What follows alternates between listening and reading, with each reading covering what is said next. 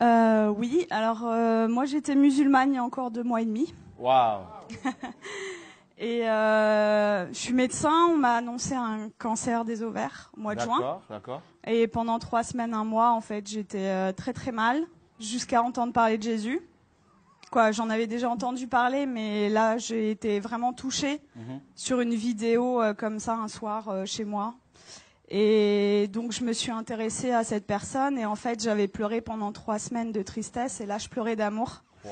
Et je comprenais pas. Donc j'ai regardé beaucoup de vidéos témoignages sur Jésus et le soir même, c'était le 11 juillet de cette année 2018, Wow. je me suis mise à genoux dans ma chambre pour la première fois de ma vie devant Dieu et j'ai supplié pendant 20 minutes, Jésus, si tu existes vraiment, moi ça me suffit pas d'entendre parler de toi, je veux te voir. Et je veux te voir d'une façon que plus jamais de ma vie je vais douter de toi. Et en fait, pendant 20 minutes, j'ai attendu, j'ai supplié à genoux. Et il s'est rien passé, je suis retournée dans mon lit. Et là, j'ai entendu une voix qui me disait « Retourne-toi ». Et j'ai fait ma rebelle. J'ai dit « Mais il n'y a rien, il y a un mur blanc derrière moi ». Et j'ai entendu une deuxième fois « Retourne-toi » de façon très forte. Et là, je me suis retournée. Et en fait, au-dessus de mon lit, j'ai fait plusieurs pas de recul parce qu'il y avait la tête de Jésus, en fait. Wow. Et énorme. Et en fait, dans ses yeux, ses yeux sont pas comme les nôtres en fait. Il n'y a pas un cercle quoi. Il y a tous les univers dans ses yeux. Et en fait, il m'a regardé, il m'a transpercé le cœur. Et en fait, là, j'ai une urgence intérieure Wow. qui, pour une musulmane, est incompréhensible. C'est-à-dire que c'est pas venu de mon mental. Je devais me faire baptiser le plus vite possible. Oh, wow. Donc le lendemain, j'ai cherché partout où me faire baptiser. J'ai regardé des églises sur Internet. J'étais devant des églises, j'étais là postée. C'était le 12 juillet. Et ça parlait pas à mon cœur. Je disais non, non, non. Les catholiques, les protestants, non, non, non. Et à la fin de la journée, j'ai dit à Jésus, tu m'as donné cette envie-là, donc guide-moi. Et donc il m'a guidée en fait vers des personnes qui font des baptêmes dans des lacs, des piscines, des trucs. Et donc j'ai été baptisée le 13 juillet 2018. Et là, j'ai vraiment vu, parce que en fait, je suis médecin psychiatre, addictologue, et je croyais pas trop aux esprits, tout ça. Et là, j'ai vu des esprits sortir de moi, etc. Wow. Donc j'ai dit.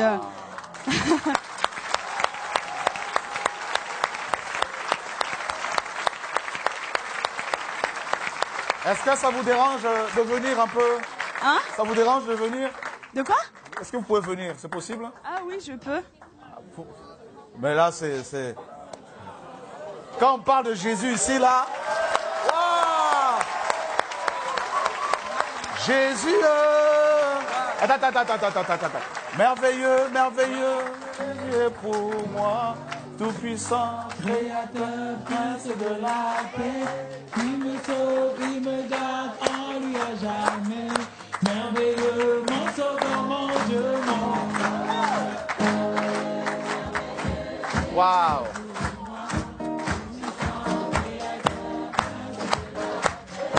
Il me sauve, il me garde en lui à jamais.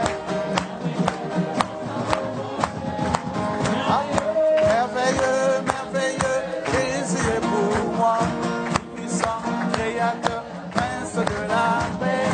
Il me sauve, il me garde en lui à jamais. Merveilleux, merveilleux, Jésus est pour moi, tout puissant, créateur, prince de la paix. Il me sauve, il me garde en lui à jamais. Merveilleux, mon sauveur, mon Dieu, mon roi. Merveilleux, merveilleux, Jésus est pour moi, tout puissant, créateur, prince de la paix. Il me sauve, il me garde en lui à jamais.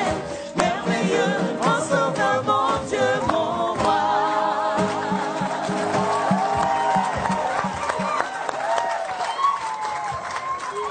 Wow. Donc je continue.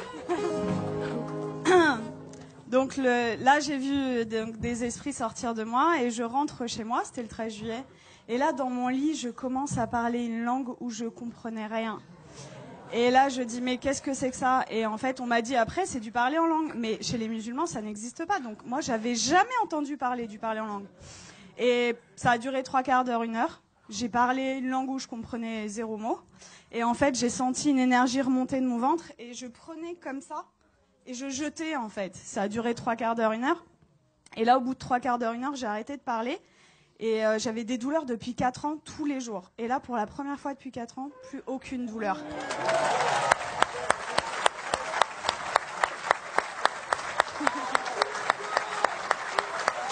Wow.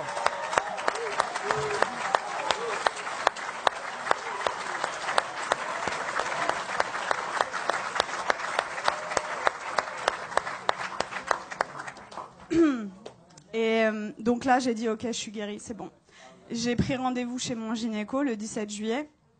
Et j'arrive et je lui montre les examens complémentaires, les marqueurs tumoraux, l'IRM pelvienne. Et il me dit, bon, écoutez, alors c'est une maladie très sévère. On va opérer, on va faire un traitement, etc. Et là, je le regarde avec le sourire et je lui dis, vous savez pas ce que je vais vous dire? Je suis guérie. Et là... Et là, il me dit, comment ça, je comprends pas. Il m'a écouté quand même parce que je suis médecin, j'ai un cabinet juste à côté de chez lui, quoi. Donc il savait que c'était pas n'importe, voilà. Et là, je lui dis, mais en fait, je suis guérie. Et il me dit, bon, parce que le déni en médecine, ça existe beaucoup. Il me dit, bon, allez, on va faire l'échographie. Et en fait, là, il me fait l'échographie et il était bouche bée. Donc, en fait, il passe sur l'ovaire gauche. Là, il me dit au ralenti, ovaire gauche normal. Et après, il passe sur l'ovaire droit et il me dit, ah, il y a 2 images. Je dis, ouais. Et il me dit, ah, mais attendez, c'est des follicules de maturation. Donc, en fait, les follicules de maturation, c'est ce qui donne les ovules. Et moi, je n'en avais plus. Donc, en fait, là, mes ovaires étaient morts et ils sont revenus à la vie. Oh.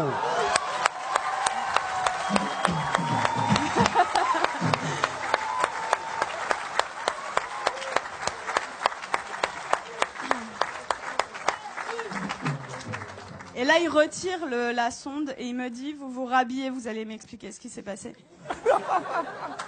Et du coup, je lui raconte en gros que j'ai rencontré Jésus 6 jours avant, qu'il m'a guéri et tout.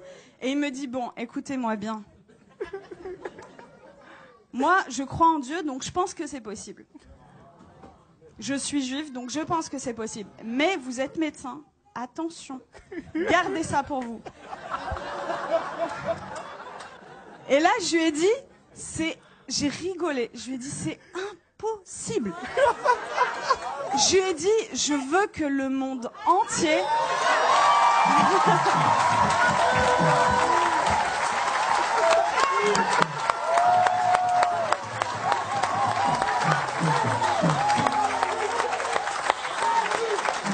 Jésus, Jésus, Jésus, Jésus, Jésus, Jésus, Jésus, Jésus, Jésus, Jésus, Jésus, Jésus, Jésus, Jésus, Jésus,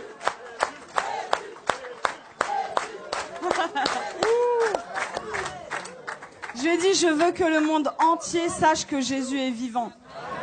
Et il m'a dit, bon, ok. Et il m'a fait mon compte rendu d'échographie, qui était normal. C'était un plaisir pur. Et il me le rend. Et là, il me dit, est-ce que je peux vous faire la bise au lieu de me serrer la main? Je dis, bien sûr.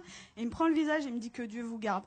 Et en fait, ce que je raconte partout autour de moi, c'est... Tout à l'heure, le frère disait que vous aviez vécu au Cameroun l'acte des apôtres. En fait, c'est ce que je vis tous les jours, quoi. Et c'est-à-dire que je travaillais que en cabinet. Le Seigneur m'a amené à travailler à l'hôpital, aux urgences. Et en fait, je vois des cas psychiatriques sévères. Et ma première garde après mon baptême, les infirmiers, le geste qu'ils ont fait le plus dans la nuit, c'était ça. Ils y croyaient pas, en fait. Il y avait que des miracles. Toute la nuit. Ils ont pas compris.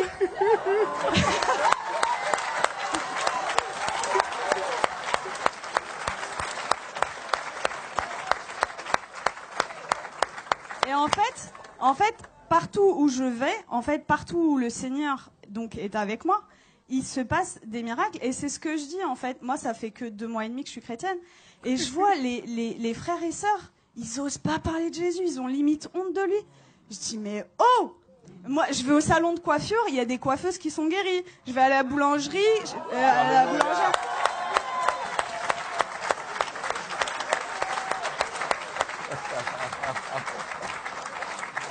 En fait, j'aime beaucoup cette expression. En fait, je dis que le Seigneur, c'est l'antidote à tout. Et le monde entier a le poison. C'est-à-dire qu'ils connaissent pas Jésus. Moi, j'ai 33 ans. J'ai attendu 33 ans pour qu'on me parle de Jésus. Mais attendez, mais moi, j'aurais voulu que quelqu'un vienne me parler de Jésus. Vienne me dire, mais attends, la solution à tous tes problèmes, ton malheur et tout, c'est Jésus la solution. Mais personne autour de moi. J'avais aucun chrétien autour de moi. Donc, dans ma famille, ils sont tous musulmans et quelques personnes athées. Et en fait, ils comprennent pas du tout ce qui se passe. Mais juste, je voulais vous dire que je vis des miracles tous les jours. Tous les jours, c'est des prodiges de Dieu. Je vais vous raconter juste, il y a quelques jours, ce qui s'est passé, parce que je dois choisir et je peux pas tout vous raconter. Donc, il y a ma famille qui était en Algérie pendant tout l'été. Ils sont rentrés et il y a mon oncle, en fait, il a de l'arthrose sévère au genou. Et je suis arrivée, j'ai raconté ce qui s'était passé cet été et ils m'ont dit « Ouais, c'est bon, t'arrêtes de nous parler de Jésus. » Déjà, ils ont été tolérants, ils ont accepté d'écouter. Et là, je vois en fait mon oncle, il boite, il a de l'arthrose. Et là, je lui dis, tonton, est-ce que je peux prier pour toi? Il me dit non. Et ma tante, elle lui dit, bah pourquoi? Qu'est-ce que t'as à perdre? On va voir si ce qu'elle dit est vrai. Je dis ok. Et là, le Seigneur m'a donné le verset, vous savez, où il ressuscite une femme et il fait sortir tout le monde en fait. Donc en fait, j'ai pris mon oncle, je l'ai sorti du salon et j'ai prié pour lui. Et en fait, je lui dis, t'as mal à combien? Il me dit à 7/10. Il boitait. Et donc je prie le Seigneur et le Seigneur le guérit. Il me dit, mais j'ai plus mal du tout. Et là, il commence à courir dans toute la maison.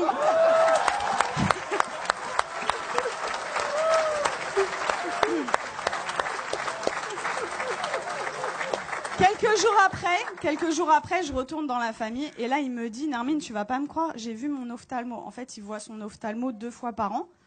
Et pour son glaucome. Donc le glaucome, c'est une maladie chronique, c'est à vie, c'est comme le diabète. Et il me dit, l'ophtalmo, il a pas compris, j'ai plus de glaucome. Il lui a dit, je peux pas t'arrêter les 2 traitements parce que voilà, mais j'en arrête 1 sur 2. La prochaine fois, s'il y a plus rien, on arrête le 2e, quoi.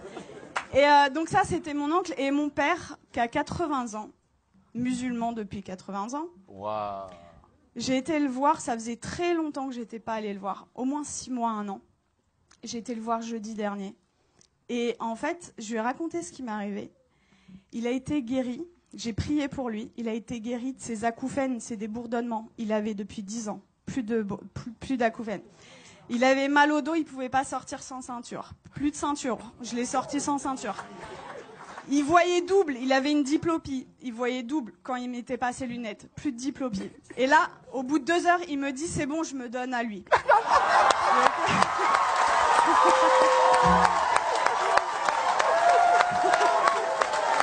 Jésus.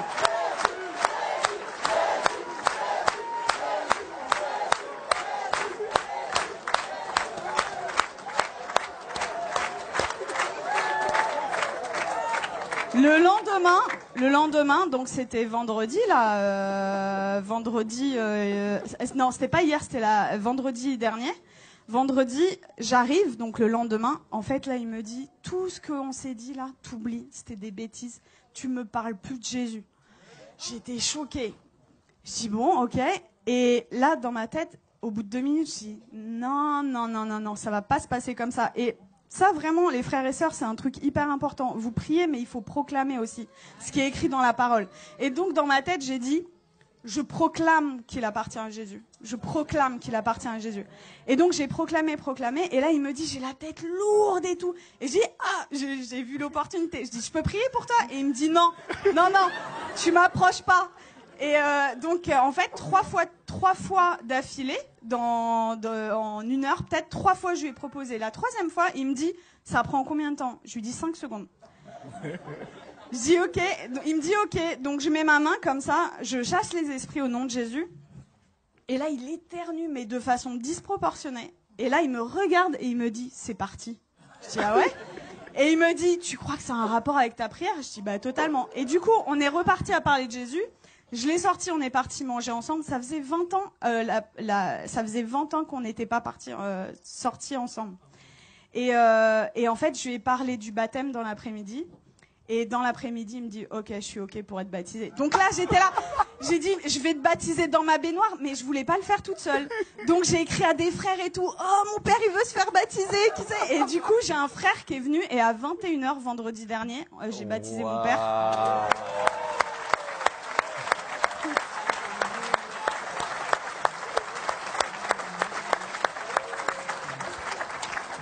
Et voilà, pour vraiment vous dire que rien n'est impossible. Il a 80 ans, il est musulman, jamais. Alors, après ma conversion, le Seigneur m'avait donné une vision où je baptisais mon père. Je disais, ok, Seigneur, mais waouh. Et en fait, ça s'est passé, quoi. Donc, vraiment, ne perdez pas espoir avec vos familles. Tout est possible. Pour nous, c'est impossible, mais pour le Seigneur, c'est possible.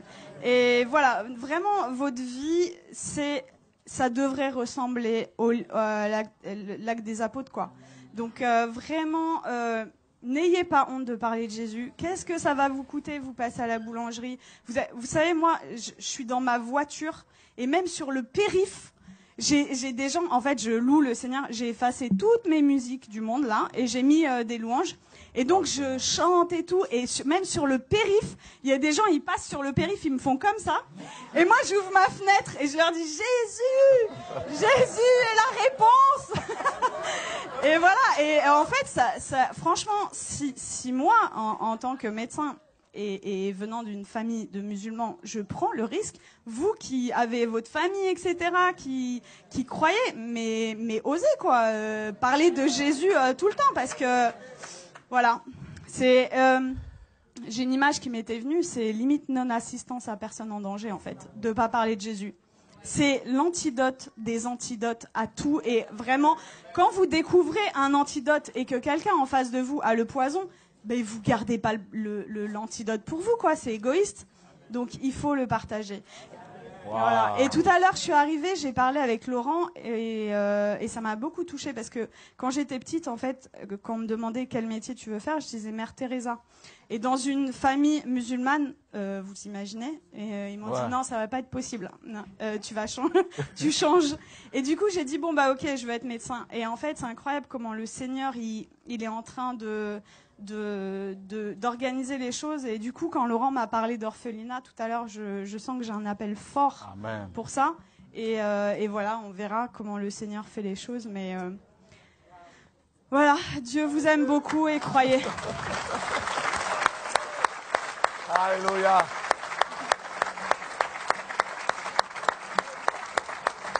Waouh, gloire à Dieu.